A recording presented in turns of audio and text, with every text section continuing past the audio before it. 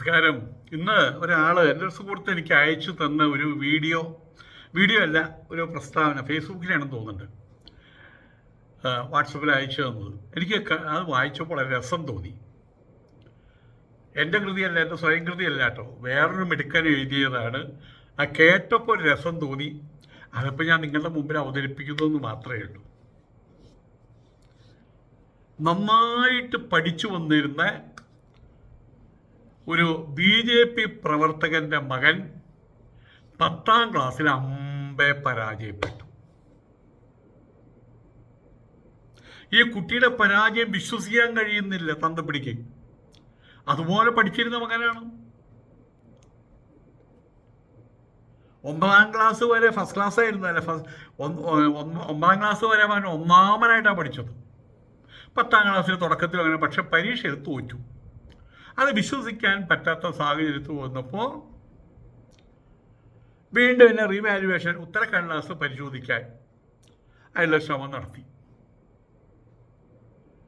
അത് കണ്ടപ്പോൾ തന്തപ്പിടിക്കൊരു കാര്യം മനസ്സിലായി. 10ാം ക്ലാസ്സിൽ എത്തുന്നവരെ മിടുക്കനായിരുന്നു, ഇപ്പം അവൻ പിടുക്കനായി എന്ന് മനസ്സിലായി. എന്താ സംഭവിച്ചതെന്നറിയോ?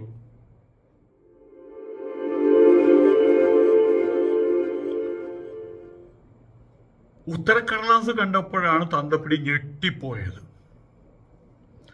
അതുവരെ മിടുക്കനായിട്ടുള്ള ഈ പയ്യൻ ഇങ്ങനെ പിടുക്കനാവുമോ എന്നാണ് ചിന്തിച്ചു പോയി. വെറുതെ അല്ല ചക്കൻ തോറ്റത്, ആരും തോൽപ്പിച്ചതൊന്നുമല്ല. ആൻസർ പേപ്പറിലെ ചോദ്യവും ഉത്തരം കണ്ടപ്പോൾ അദ്ദേഹം ബോധം കെട്ട് പോയില്ലെന്ന് മാത്രം, ബോധം കെട്ട് വീണുപോയില്ലെന്ന് മാത്രം. എന്തായിരുന്നു ചോദ്യോത്തരങ്ങൾ? ചോദ്യം 1, ധവള വിപ്ലവം ആരംഭിച്ചത് എപ്പോഴാണ്? ഉത്തരം 2014 ശേഷം, നരേന്ദ്രമോദി സർക്കാർ വന്നതിന് ശേഷം. ഹരിത വിപ്ലവം ആരംഭിച്ചത് എപ്പോഴാണ്? കൃഷി സംബന്ധമായിട്ടുള്ള കാര്യത്തിന് മുൻഗണന കൊടുത്തുകൊണ്ട് ഹരിത വിപ്ലവം 2014, നരേന്ദ്രമോദി അധികാരത്തിൽ വന്നതിന് ശേഷം. ഇന്ത്യയിൽ ആദ്യമായിട്ട് ആണവ ബോംബ് പരീക്ഷണം നടത്തിയത് എപ്പോഴാണ്? നരേന്ദ്രമോദി അധികാരത്തിൽ വന്ന 2014 ശേഷം. സമൂഹത്തിന് താഴേക്കിടയിൽ കിടക്കുന്ന ആണികൾ, ഇപ്പം അവരെ നമ്മൾ ദളിതന്മാരെന്നാ പറയുന്നത്. ഷെഡ്യൂൾ കാസ്റ്റ്, ഷെഡ്യൂൾ ട്രൈബ് എന്നല്ല, ദളിതന്മാർ. ദളിതരുടെ പ്രയോജനത്തിനായിട്ട് ഉള്ള പദ്ധതികൾ വിപുലമായിട്ട് ആരംഭിച്ചത് എപ്പോഴാണ്? നരേന്ദ്രമോദി അധികാരത്തിൽ വന്ന ശേഷം, 2016 ശേഷം.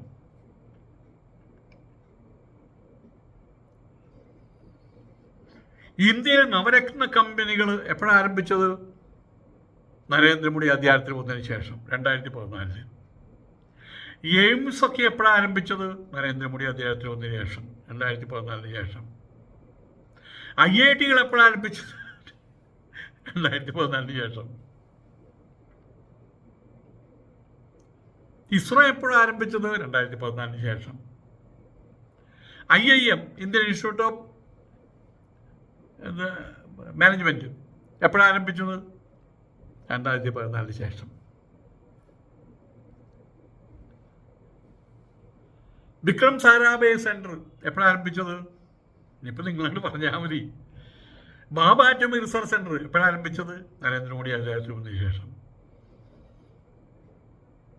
ഇന്ത്യയിൽ ആദ്യത്തെ കമ്പ്യൂട്ടർ എപ്പോഴാണ് വന്നത്? നരേന്ദ്രമോദി അധികാരത്തിൽ വന്നതിന് ശേഷം. അടുത്ത ചോദ്യത്തിന് ഉത്തരം കേട്ടപ്പോഴാണ് തന്തപ്പിടിക്ക് ശരിക്കും ബോധം പോയത്. ഇന്ത്യക്ക് സ്വാതന്ത്ര്യം കിട്ടിയത് എപ്പോഴാണ്? 2014 ആഗസ്റ്റ് 15-ാം തീയതി, നരേന്ദ്രമോദി അധികാരത്തിൽ വന്നതിന് ശേഷം. പഞ്ചായത്ത് രാജ്, പഞ്ചായത്തുകൾക്ക് കൂടുതൽ അധികാരങ്ങൾ കൊടുക്കുന്ന അധികാര വിഭജനം, അതെപ്പോഴാണ് ഇന്ത്യയിൽ നിലവിൽ വന്നത്? 2014 ശേഷം.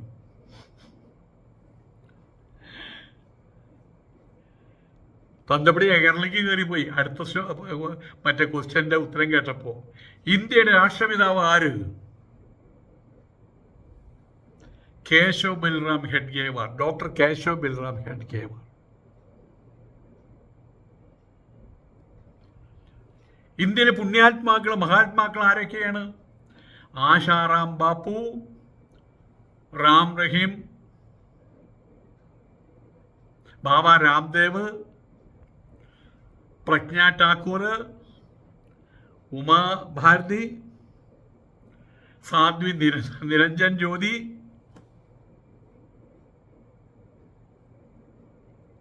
ഇന്ത്യയെ സ്വതന്ത്ര രാഷ്ട്രമാക്കി ലോകശക്തിയാക്കി മാറ്റി. അതിൻ്റെ മുമ്പിൽ നിന്ന വ്യക്തിയും പ്രത്യയ ശാസ്ത്രവും ഏതാണ്? വ്യക്തി നരേന്ദ്രമോദി, പ്രത്യയശാസ്ത്രം സംഘപരിവാറിൻ്റെ. ആരാണ് ഇന്ത്യൻ മാതാവ്? ഇന്ത്യക്ക് രാഷ്ട്രപിതാവുണ്ട്. രാഷ്ട്രമാതാവ് ആരാ? സ്മൃതി ഇറാനി. ഇന്ത്യയിൽ ആശയവിനിമയ IT വിപ്ലവം, ഇൻഫർമേഷൻ ടെക്നോളജി, അതെപ്പോഴാണ് ആരംഭിച്ചത്? 2014. എപ്പോഴാണ് ബാങ്കുകൾ സാധാരണക്കാരുടെ പോലും പ്രസ്ഥാനമാകത്തക്ക വിധത്തിൽ ബാങ്കുകൾ ദേശസാൽക്കരിച്ചത്? എപ്പോഴാണ്? 2014 ശേഷം. ആരാണ് കരസേന, നാവികസേന, വ്യോമസേന, border security force, CISF, ITBP, special protection group, NSG, coast guard, ഇതൊക്കെ ആരാ രൂപീകരിച്ചത്? നരേന്ദ്രമോദി. എപ്പോഴാണ് രൂപീകരിച്ചത്? 2014 ശേഷം. ഈ ചോദ്യ ഉത്തര പേപ്പർ കണ്ട്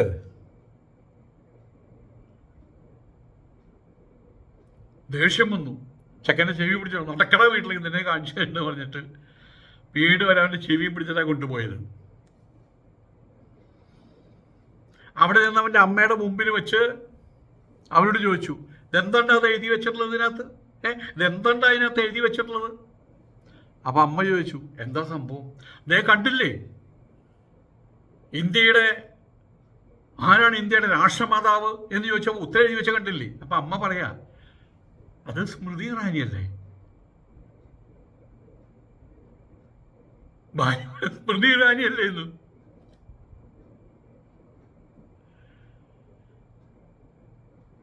ആരാ ഇന്ത്യയുടെ രാഷ്ട്രപിതാവ് എന്ന് ചോദിച്ചപ്പോൾ ചക്കൻ എഴുതി വെച്ചത് എന്താണെന്നറിയോ? നിനക്കറിയോ? നിന്റെ മോനല്ലേ എന്താ എഴുതി വെച്ചതെന്നറിയോ? ഹെഡ് ഗവർണർ എഴുതി വെച്ചത്. അതല്ലേ ശരി. അവിടെയാണ് ഭർത്താവിൻ്റെ മൂട്ടിൽ തീ കൊടുത്ത പോലെയായി. ഭാര്യ പറയുന്നത് എന്താണെന്ന് അറിയുമോ? അവൻ പറഞ്ഞാൽ എന്താ തെറ്റ്? അതല്ലേ ഇവിടെ പഠിപ്പിച്ചു വെച്ചത്. നിങ്ങളൊക്കെ അവനെ അതല്ലേ പഠിപ്പിക്കും. ഞാൻ അടുക്കളയിൽ നിൽക്കുമ്പോൾ നിങ്ങൾ മോനെ എന്താ പഠിപ്പിച്ചത്? നമ്മുടെ രാഷ്ട്രപിതാവ് കേശവ് ബൽറാം ഖഡ്ഗേവാറാണ്. നമ്മുടെ ദേശീയഗാനം നമസ്തേ സദാ വത്സരെ, ഇതൊക്കെയല്ലേ നിങ്ങൾ പഠിപ്പിച്ചതവനെ. ഞാനും കേട്ടതാണത്. എനിക്കും വിദ്യാഭ്യാസമില്ല. നിങ്ങൾ അവനെ പറഞ്ഞ് കേട്ട അറിവ് എൻ്റെ മനസ്സിലുള്ളൂ. അതവൻ എഴുതി. അവനെന്താ തെറ്റ് ചെയ്തത്? കുട്ടിയും പറഞ്ഞു, അച്ഛ ഈ എഴുതിയാൽ എന്താ തെറ്റച്ച?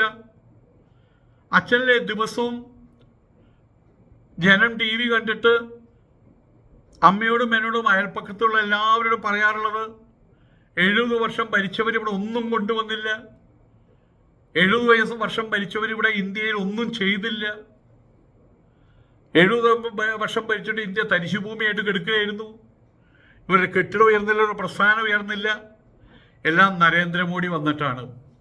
ഇതന്നെയല്ലേ അച്ഛനെല്ലാവരും പറയാറുള്ളതല്ലേ. എനിക്ക് അച്ഛനെ വലിയ വിശ്വാസമാണ്. അച്ഛനോട് ഭയഭക്തിമാണ്. അച്ഛനാണ് ഞാൻ ആദ്യം എൻ്റെ ജീവിതത്തിൽ കണ്ട ഹീറോ അച്ഛനാണ്. അപ്പൊ അതല്ലേ ഞാൻ എഴുതി വെച്ചത്. ഏതായാലും ഇത്രയും കേട്ടോട് കൂടിയിട്ട് അച്ഛൻ്റെ അവസ്ഥ എന്തായെന്ന് അറിയാലോ.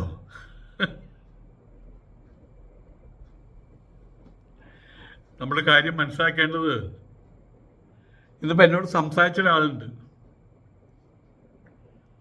അയാൾ ഞാൻ പറഞ്ഞത്, നമുക്ക് ഇഷ്ടമില്ലാത്ത ഒരാൾ നാളിപ്പോൾ നമ്മളുടെ യേശുദാസ് എന്തോ കാരണവശാൽ